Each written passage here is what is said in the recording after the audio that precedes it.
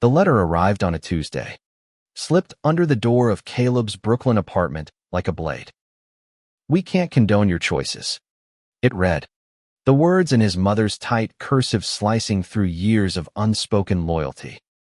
Caleb, 26, sat on his creaking hardwood floor, staring at the paper that disowned him for loving Ethan, his partner of 2 years.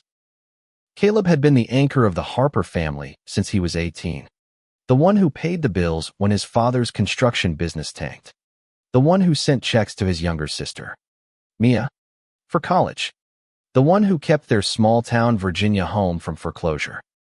He was their wallet, as Mia once jokingly called him, a title he wore with pride until it became a shackle. Now, at 26, with a steady job as a graphic designer and a life he was finally building with Ethan, his family had drawn a line. His love for a man was a sin they couldn't forgive.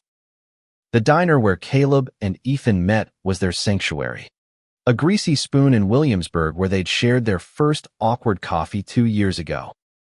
Ethan, 25, with his sharp jawline and hazel eyes that seemed to hold 1,000 unspoken stories, had been a barista then, sketching poetry on napkins between shifts. Caleb, reserved but kind, had been captivated by Ethan's quiet intensity, the way he spoke about art like it could save the world. Their love grew in stolen moments, late-night walks along the East River, whispered confessions in Ethan's cramped studio apartment, and dreams of a future where they didn't have to hide. But hiding was second nature for Caleb. Growing up in Willow Creek, Virginia, he'd learned to bury his truth under layers of duty. His parents, devout Baptists, preached love but practiced judgment. When Caleb came out to them at 24, their silence was louder than any sermon. They didn't disown him, then not when he was still sending money home. But now, with Ethan's hand in his at family gatherings, with photos of them together on social media, his openness was a betrayal they couldn't stomach. The letter wasn't just words. It was a guillotine. "You've chosen this path over God and family," his mother wrote. "We can't accept your money anymore. It's tainted." Tainted. The word burned. For years, Caleb had funneled thousands into their lives. $30,000 for Mia's tuition, $15,000 for the mortgage, countless smaller sums for groceries, car repairs, medical bills. Now, his love for Ethan made his sacrifices dirty. Caleb's hands trembled as he folded the letter. Ethan found him there, sitting against the wall, eyes red but dry. "They don't get to do this," Ethan said, kneeling beside him, his voice fierce but soft. "You're not their ATM. You're you, Caleb. And you're mine." Ethan's words were a lifeline, but Caleb felt the weight of his family's rejection like a stone in his chest. He'd given them everything: his time, his money, his silence. And now, for loving openly, he was nothing to them. That night, they lay in bed, Ethan's head on Caleb's chest, the city humming outside. "What do we do now?" Caleb whispered. Ethan traced circles on his arm. "We live," he said simply. "We live for us." But Caleb couldn't shake the fear that living for himself meant losing the only family he'd ever known. The next morning, Caleb called Mia. She was 20, a junior at UVA, the one person he thought might understand. "I didn't know they'd write that," she said, her voice small over the phone. "But they're not wrong, Caleb. The Bible says," he hung up before she could finish. Her words were a betrayal sharper than his parents'. Mia, who he'd practically raised, who he'd paid for, was siding with them. Ethan suggested they take a trip, get out of the city, clear their heads. Caleb agreed, desperate for escape. They rented a car and drove upstate to a cabin in the Catskills, a place where the world felt softer, quieter.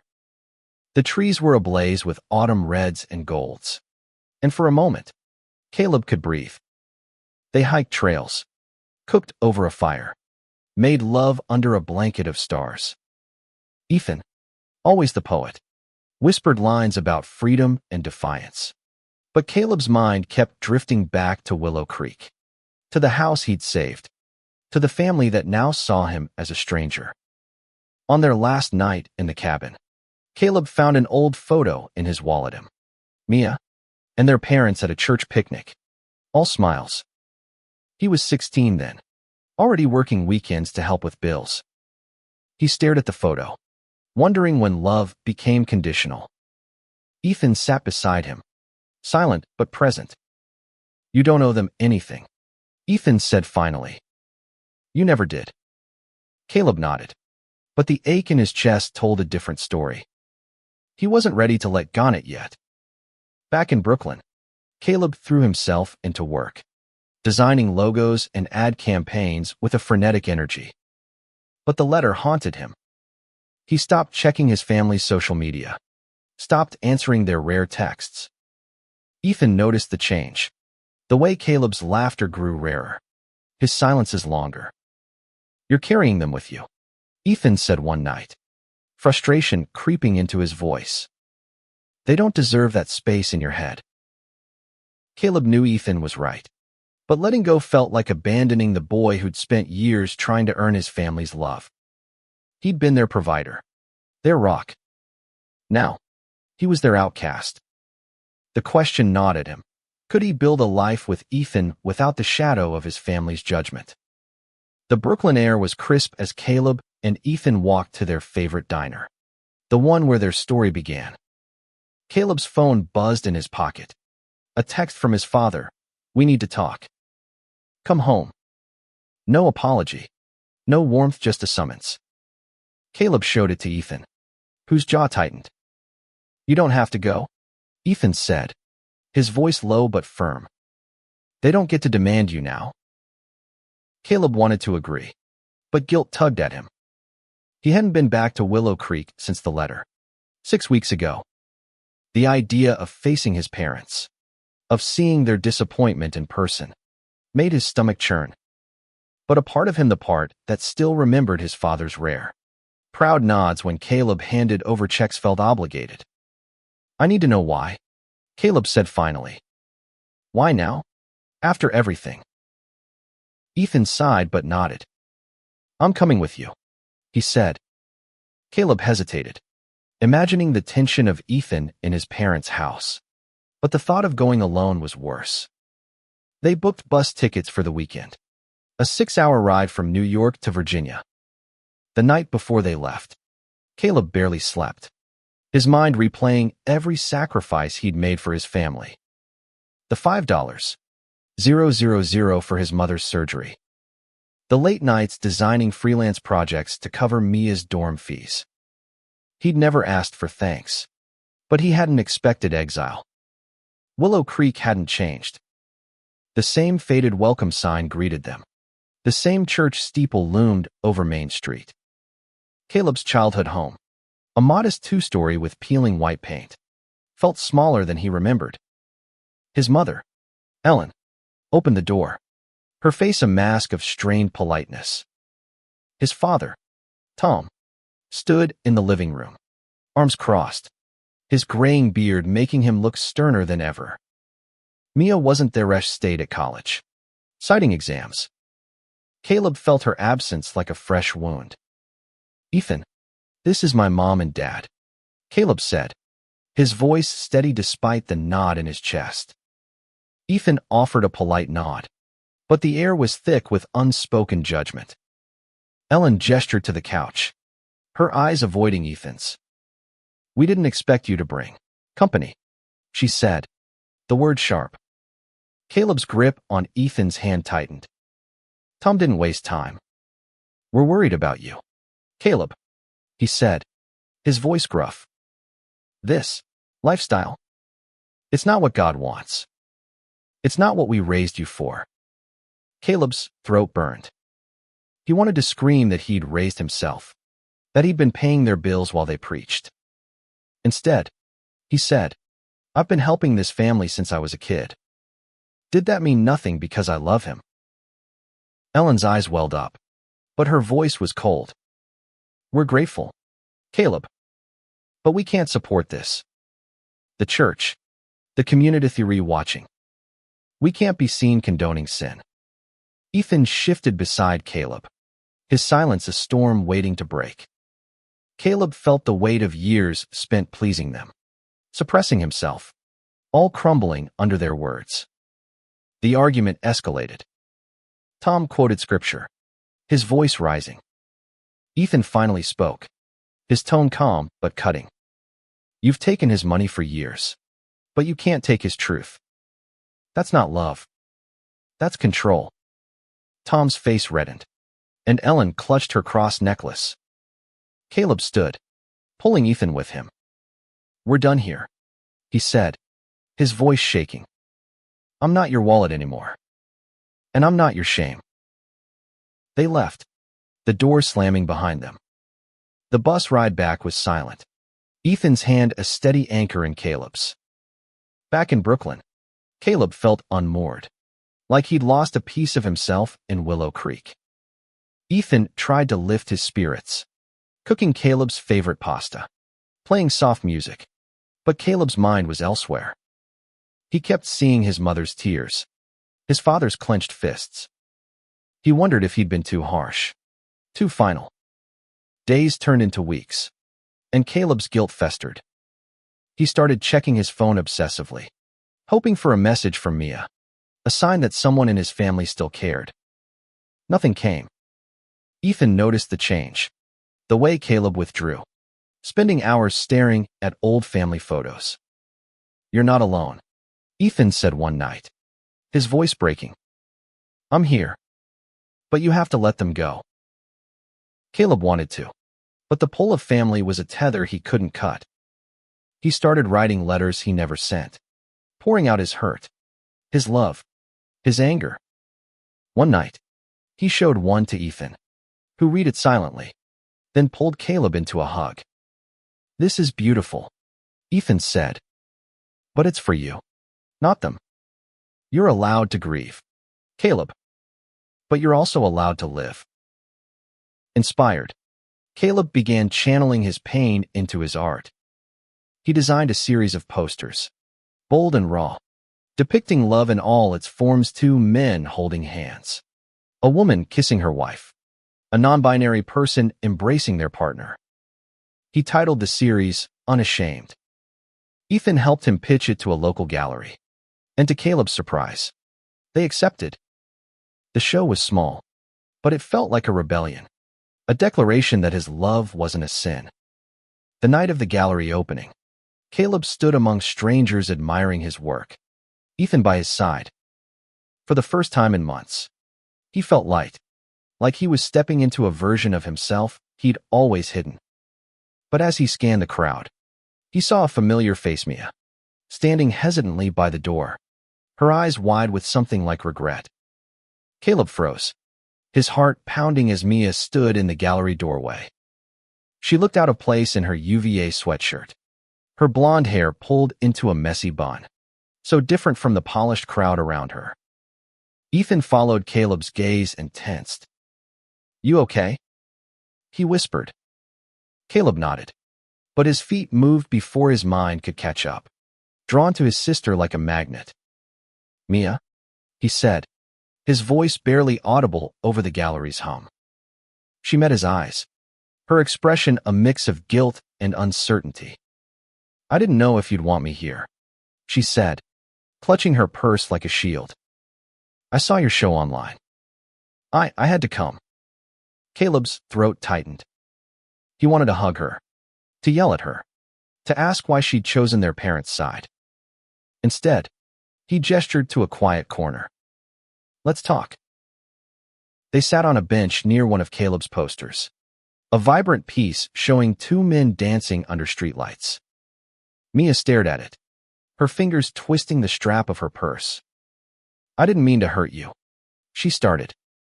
When I said what I said, I was just repeating what Mom and Dad taught me. But seeing this, she gestured to the art around them. It's different. It's real. Caleb wanted to believe her, but the memory of her words on the phone The Bible says cut deep. You think this is real now? But you didn't stand up for me, he said, his voice low but sharp. I paid for your school, Mia. I gave up pieces of myself for you. And you called my love a sin. Mia's eyes filled with tears. I know, she whispered. I was wrong. I'm sorry. Ethan hovered nearby, watching but giving them space. Caleb felt torn. Part of him wanted to forgive Mia, to rebuild the bond they'd had as kids. But another part couldn't forget her betrayal. Why are you here? He asked. Mia hesitated. I miss you, she said. And I'm starting to see things differently. There's this group at school, for queer students and allies. I went to a meeting. I listened. I want to understand. Caleb. Her words were a spark, but Caleb wasn't ready to trust it. He stood, needing air, needing distance. I'm glad you're trying, he said. But I need time. Mia nodded, wiping her eyes. I'll be here, she said softly. When you're ready. She left the gallery, and Caleb felt a strange mix of relief and loss. The show was a success, with several pieces selling and local blogs praising Caleb's raw, emotional style. Ethan was his anchor, celebrating every milestone. But Caleb couldn't shake the encounter with Mia. It stirred memories of their childhood, her tagging along to his weekend jobs, their late-night talks about dreams bigger than Willow Creek. He wondered if she could change, if their family could ever heal. Back at their apartment, Caleb and Ethan talked late into the night. Ethan shared his own story of coming out, how his parents had embraced him, but his extended family hadn't. Family isn't just blood, Ethan said, his hand warm in Caleb's. It's the people who choose you. Caleb nodded, but the ache for his parents, for Mia, lingered like a bruise. Inspired by the gallery show, Caleb started a new project, a graphic novel about a young man navigating love and rejection in a small town. He poured his pain into the pages, sketching characters that mirrored himself and Ethan, their struggles, their triumphs. Ethan read each draft, offering notes, his poet's eye-catching details Caleb missed. The work became a lifeline, a way to process the hurt without letting it consume him. But the past wasn't done with Caleb. A week after the gallery show, he got an email from his mother. No subject line, just a block of text. We're selling the house. We don't need your help anymore. Please don't contact us. The words hit like a punch. The house he'd saved, the home he'd poured his savings into, was being erased, just like his place in their lives. Caleb spiraled. He stopped drawing, stopped talking, retreating into himself.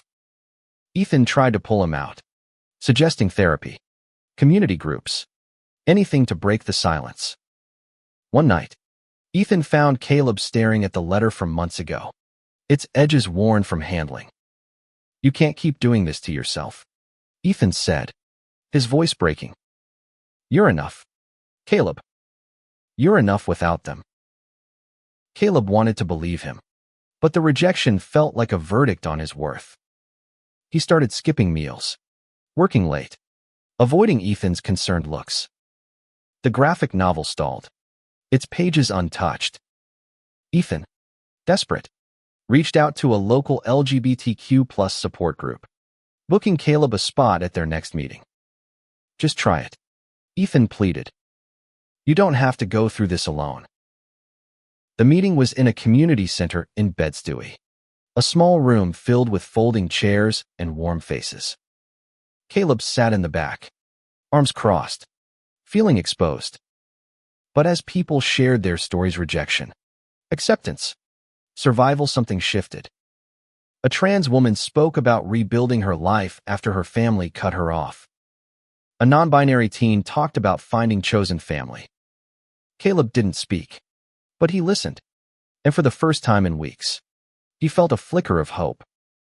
The community center became Caleb's refuge. He attended weekly meetings, at first just listening, then slowly sharing fragments of his story. The group was a mosaic of lives queer elders, young activists, people like him who'd lost family to judgment. Each story chipped away at his isolation, showing him he wasn't alone in his pain. Ethan came with him sometimes, his presence a quiet support. But Caleb knew this journey was his to walk. One evening, a speaker named Javier, a 40-year-old gay man with a warm smile and a story of surviving conversion therapy, shared something that stuck with Caleb. You can't change the people who hurt you, but you can choose who you let define you. The words echoed in Caleb's mind as he walked home with Ethan, the Brooklyn streets alive with late fall chill. He realized he'd been letting his family's rejection define him, letting their words drown out his own voice. Caleb threw himself back into his graphic novel, the pages now flowing with a new urgency. The protagonist, a stand-in for himself, began to find strength in his identity, not shame. He drew Ethan as a poet warrior, fierce and tender, a beacon in the story's darkness. Ethan read each new page with awe, his feedback sharpening Caleb's vision. "This is us," Ethan said one night, tracing a panel of two men holding hands against a stormy sky. "This is our fight." But the fight wasn't just internal. Caleb's parents' email about selling the house kept resurfacing, a reminder of their finality. He didn't want their money or their approval anymore. But the loss of the house, the physical anchor of his childhood, felt like losing a piece of himself. He started researching, wondering if there was a way to reclaim it. Not for them, but for him. He found the house listed online, a for sale sign staked in the front yard of his memories. The price was steep, but not impossible. Caleb and Ethan crunched numbers. Caleb's freelance work was steady, and Ethan had just landed a job as a copywriter, easing their financial strain.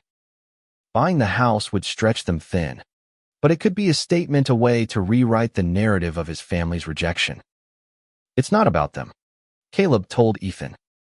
"It's about taking back what I gave, making it ours."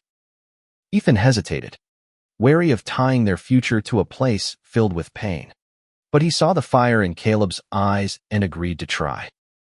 They reached out to a realtor, a kind woman named Sarah who understood their story without judgment. She warned them the market was competitive, but Caleb was determined. He worked late nights, taking on extra projects to save for a down payment. Ethan helped, cutting back on expenses, cooking cheap meals, even selling some of his old poetry chapbooks online. Their apartment became a war room of budgets and dreams, sticky notes covering the fridge with plans and calculations. But the past wasn't done with Caleb. One afternoon, he got a call from an unknown number. It was Mia, her voice nervous. "I didn't know if you'd answer," she said. "I'm in the city for a weekend. Can we meet?" Caleb's first instinct was to say no, but something in her tone, vulnerable, earnest, made him pause. He agreed to meet at a coffee shop near their old diner, Ethan by his side for support. Mia looked different, more confident, her eyes brighter than at the gallery. She'd been attending more queer ally meetings, reading books, unlearning the dogma of their upbringing. "I was wrong," she said, her voice steady. "I didn't understand what you were going through. I want to be better, Caleb. For you." Caleb listened, his heart caught between hope and caution. Ethan squeezed his hand under the table, a reminder of his worth. Mia shared that their parents were struggling with the house sale, the market slower than they'd hoped. She didn't ask for money, but Caleb sensed the old pull, the expectation that he'd fix things. "I'm not their wallet anymore," he told her, his voice firm. "I'm building something for me and Ethan now." Mia nodded, her eyes sad but understanding. "I'm proud of you," she said, and for the first time, Caleb believed her.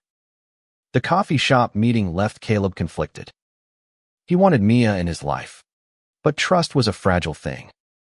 He and Ethan talked it over, agreeing to keep the door open but guarded. Caleb focused on the house, on the future he and Ethan were building.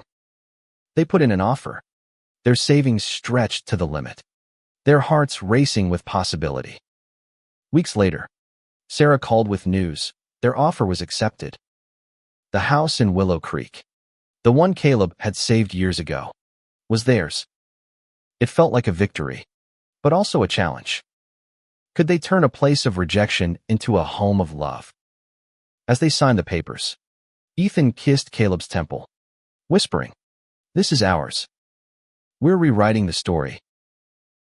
The keys to the Willow Creek house felt heavy in Caleb's hand, like they carried the weight of every sacrifice he'd made. He and Ethan drove down from Brooklyn, the car packed with essentials for their first weekend in the house. The peeling white paint and sagging porch were just as Caleb remembered, but standing there with Ethan, it felt different, less like a burden, more like a canvas. Inside, the house was a time capsule. His parents had left behind furniture, photos, even a stack of his old sketchbooks from high school. Caleb ran his fingers over the faded pages. Sketches of superheroes and dreamscapes. A boy's escape from a world that didn't fit him. Ethan wrapped an arm around him. "We'll make it ours," he said, his voice a promise. They spent the weekend cleaning, painting, planning. Ethan suggested turning the attic into a studio for Caleb's art, the basement into a space for his poetry readings. They laughed, argued over paint colors, made love in the empty living room on a blanket under a single bulb. For the first time, Caleb felt like he was building something, not just fixing someone else's mess. But the ghosts of his family lingered. A neighbor, Mrs. Carson, stopped by with a casserole and a wary look. "Heard you bought the place," she said, her eyes flicking to Ethan. "Your folks didn't mention you were together." Caleb braced himself, but Ethan smiled warmly. "We're making a home here," he said, defusing the tension. Mrs. Carson nodded, leaving the casserole and a polite, if stiff, goodbye. The encounter unsettled Caleb. Willow Creek was a small town, its pulse tied to the church and tradition. He and Ethan were outsiders now, their love a quiet rebellion. Caleb worried about the whispers, the stares, the judgment that might follow. Ethan, ever the optimist, shrugged it off. "Let them talk," he said. "We're not hiding." Back in Brooklyn, Caleb's graphic novel was gaining traction. A small publisher reached out, interested in his work. The story, now titled Unashamed, was a raw, semi-autobiographical tale of love and loss, with panels that bled emotion. The publisher wanted a full draft by spring, a deadline that thrilled and terrified Caleb. He dove into the work, sketching late into the night, Ethan by his side with coffee and encouragement. Mia reached out again, this time with a letter. Not an email, but a handwritten note, mailed to their apartment. "I'm learning," she wrote. "I'm sorry for the pain I caused. I want to be your sister again, not just someone you used to help." She included a photo of them as kids, building a fort in the backyard. Caleb stared at it, memories flooding back her laughter, their shared secrets. He showed it to Ethan, who read the letter and nodded. "She's trying," he said. "Maybe give her a chance." Caleb invited Mia to the house for a weekend. She arrived with a backpack and a nervous smile, her presence both familiar and strange. They walked through the house, Caleb showing her their plans a studio, the garden they hoped to plant. Mia listened, her eyes bright with curiosity. "It's weird being here without Mom and Dad," she said. "But it feels right, with you and Ethan." That night, over takeout pizza, Mia opened up. She joined an LGBTQ plus ally group at UVA, was questioning the beliefs she'd grown up with. "I didn't get it before," she admitted. "I thought love was just one way." But seeing you too. How you fight for each other. I want to fight for you too. Caleb's eyes stung. He reached for her hand. And for the first time in years, he felt like he had his sister back. But the town wasn't as welcoming. At the hardware store, picking up paint, Caleb overheard whispers, the Harper boy, living with that guy? The cashier, a man from their church, barely met his eyes. Ethan noticed Caleb's tension and squeezed his shoulder. We knew this wouldn't be easy, he said. But we're stronger than their judgment. Caleb nodded, but the weight of the town's gaze pressed on him. He threw himself into the house, sanding floors, painting walls, each task a way to claim the space. Ethan helped, his poetry filling the evenings, his laughter a balm. They invited friends from the city, artists, writers, queer couples who filled the house with warmth, turning it into a haven. One night, as they sat on the porch, Ethan handed Caleb a notebook. I wrote something for you, he said. It was a poem, titled Home, about two men building a life from the ashes of rejection. Caleb read it, tears blurring the words, and kissed Ethan under the Virginia stars. This is enough, he whispered. You're enough. Winter settled over Willow Creek, blanketing the house in quiet. Caleb and Ethan split their time between Brooklyn and Virginia, the house becoming a second home, a place to escape the city's noise. Caleb's graphic novel was nearing completion, each panel a step toward healing. Ethan's poetry wove through their days, a thread of hope in the cold. But the town's judgment grew sharper. A local church group started a petition to protect community values, a thinly veiled jab at Caleb and Ethan's presence. The petition didn't name them, but the whispers did. Caleb found a flyer tucked under their windshield wiper. Its words venomous, keep Willow Creek pure. Ethan tore it up, his face tight with anger. They don't get to scare us out, he said. Caleb nodded, but fear gnawed at him. Mia visited again, bringing a friend from her ally group, a non-binary student named Riley who radiated quiet strength. Riley's presence seemed to ground Mia, and Caleb saw his sister growing, shedding the weight of their parents' beliefs. Over dinner, Riley shared their own story of leaving a conservative town, finding chosen family in college. You're building something beautiful here, Riley told Caleb and Ethan. Don't let the haters steal it. Inspired, Caleb organized a small art event at the house, inviting local queer artists and allies. It was a risk, opening their home to a town that didn't fully accept them. But Ethan was all in. Let's show them who we are, he said. They hung Caleb's posters, set up a stage for Ethan's poetry, invited Mia and Riley to help. The event was small, 20 people, mostly from the city, but it felt like a victory. Neighbors passed by, some curious, some glaring, but no one disrupted it. The night ended with Ethan reading Home, his voice steady, the words carrying across the yard. Caleb watched, heart swelling, as Mia clapped, tears in her eyes. For a moment, the town's judgment faded, and the house felt truly theirs. But the next morning, they found a brick through the front window, a note tied to it, fags don't belong here.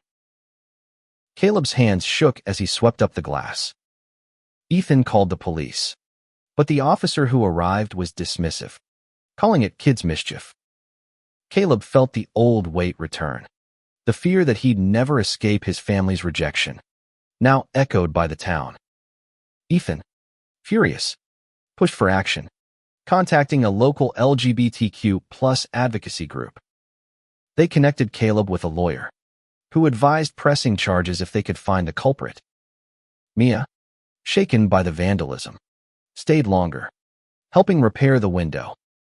I can't believe this happened, she said, her voice trembling. I thought things were changing. Caleb hugged her, realizing she was grieving too, not just for him, but for the town they'd both called home. Some people change, he told her. Some don't. We keep going. The advocacy group organized a community forum, a chance to address the petition and the vandalism. Caleb was hesitant, but Ethan and Mia convinced him to speak. The forum was held at the town hall, a tense room of familiar faces: churchgoers, neighbors, a few allies. Caleb stood, his voice steady despite his racing heart. I grew up here, he said. I paid for this town's survival, me families, my neighbors. I love a man, and that doesn't make me less.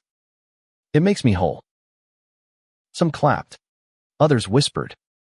A woman from the church stood, her voice sharp. We don't hate you, Caleb. We just don't agree with your choices. Ethan, sitting beside him, spoke up. Love isn't a choice. It's who we are. And we're not leaving. The room fell silent, the weight of their truth settling in. The forum didn't change everyone, but it cracked the town's armor. A few neighbors apologized. Others reached out privately. Mrs. Carson, the casserole lady, stopped by with a new dish and a quiet, I was wrong. Caleb felt a shift, small but real. The house, once a symbol of rejection, was becoming a beacon of resistance. Caleb finished unashamed, sending the final draft to the publisher. The story ended with the protagonist standing tall, his love a shield against the world. Ethan read it, tears in his eyes. This is your heart, he said, and it's going to change people. Caleb hoped so, but more than that, he felt free to love, to create, to be. As spring approached, Caleb and Ethan planned a commitment ceremony, not a wedding, but a promise to each other. They wanted it in the house, surrounded by chosen family: Mia, Riley, their city friends. The town might never fully accept them, but Caleb was learning to let go of that need. He had Ethan, his art, a home they'd built together. That was enough. Spring brought new life to Willow Creek, the house now blooming with Ethan's garden and Caleb's art. The commitment ceremony was set for May, a quiet affair in their backyard. Caleb designed invitations, simple but bold, with a sketch of two hands intertwined. Ethan wrote the vows, his poet's heart weaving promises of love and defiance. Mia and Riley helped plan, stringing fairy lights, arranging wildflowers from the nearby woods. Caleb's parents hadn't reached out since the house sale, their silence a wall he no longer tried to climb. But Mia was a bridge, her presence a reminder that family could be rebuilt. She'd grown fierce in her allyship, challenging friends, even confronting their parents. They're stubborn, she told Caleb, but they're starting to listen. Give it time. Caleb wasn't sure he had time to give, but he was grateful for her. The ceremony was a week away when Caleb got a call from the publisher. Unashamed was greenlit for publication, with a release planned for fall. They wanted him to do a small tour, starting in New York, then Richmond, maybe even Willow Creek. The idea of sharing his story in his hometown terrified him, but Ethan was all in. You're not just telling your story, Ethan said. You're telling ours, and others like us. The night before the ceremony, Caleb and Ethan sat on the porch, the air warm with spring. Caleb felt nervous, not about the commitment, but about the weight of what it meant. They were choosing each other in a town that had tried to reject them, in a house that had once been his prison. Ethan sensed his unease and took his hand. We're rewriting this place, he said. Every day we're here. We're making it ours.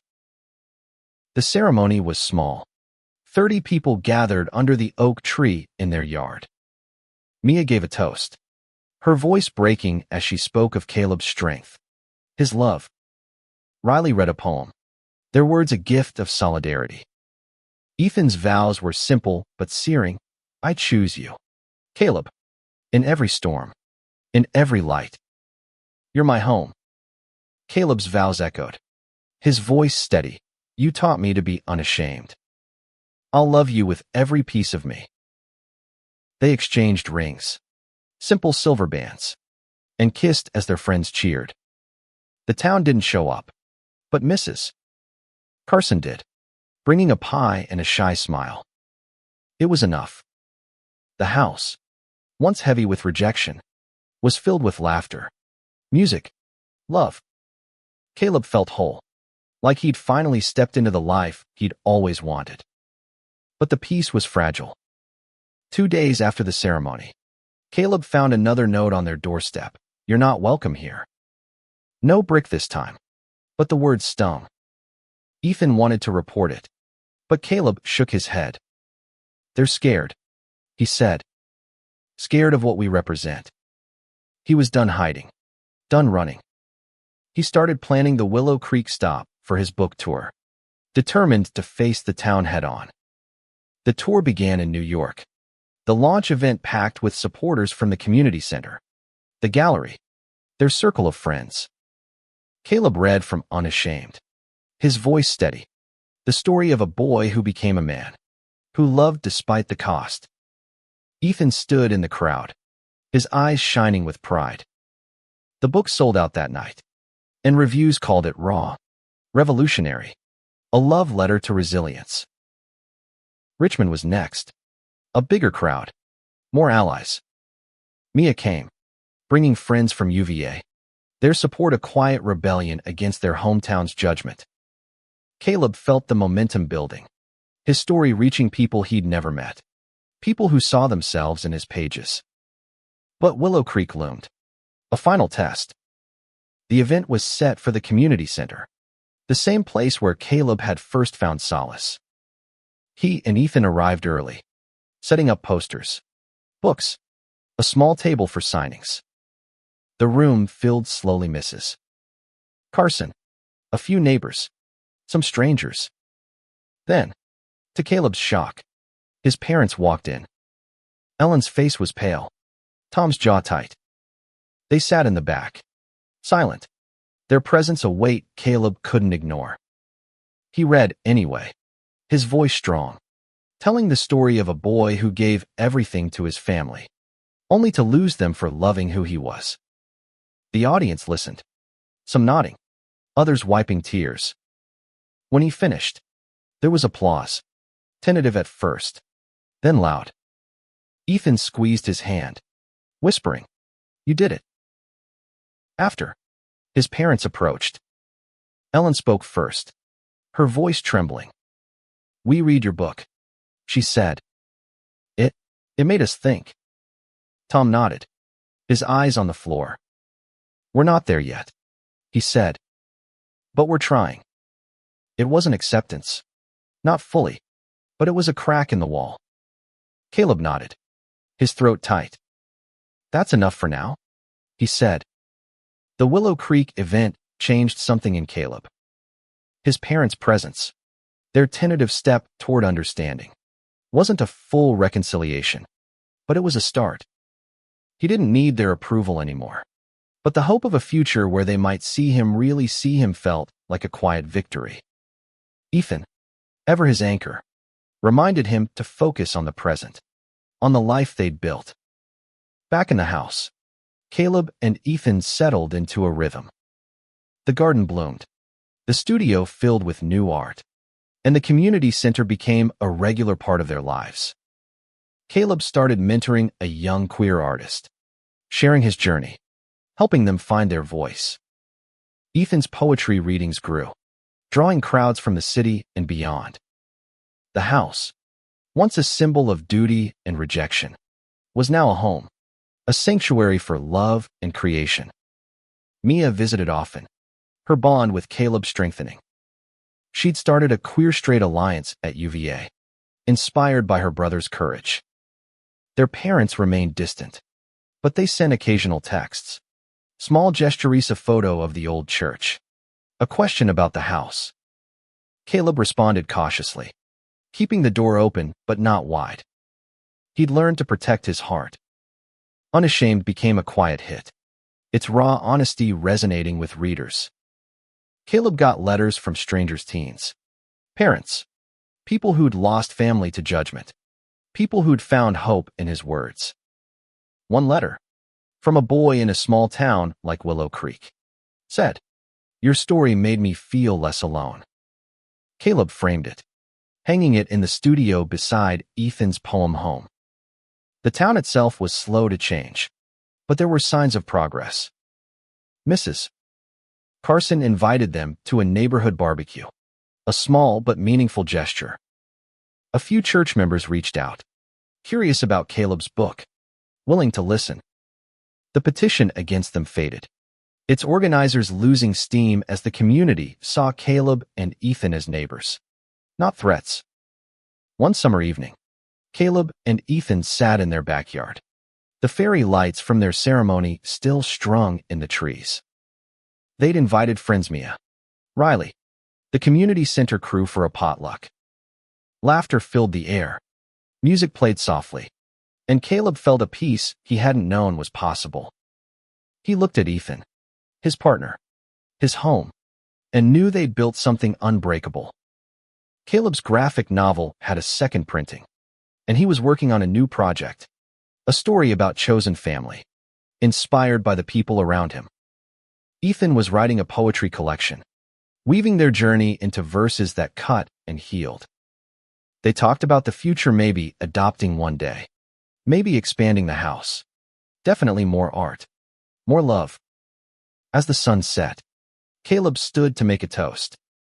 "To family," he said, his voice clear, "the ones we're born with, and the ones we choose.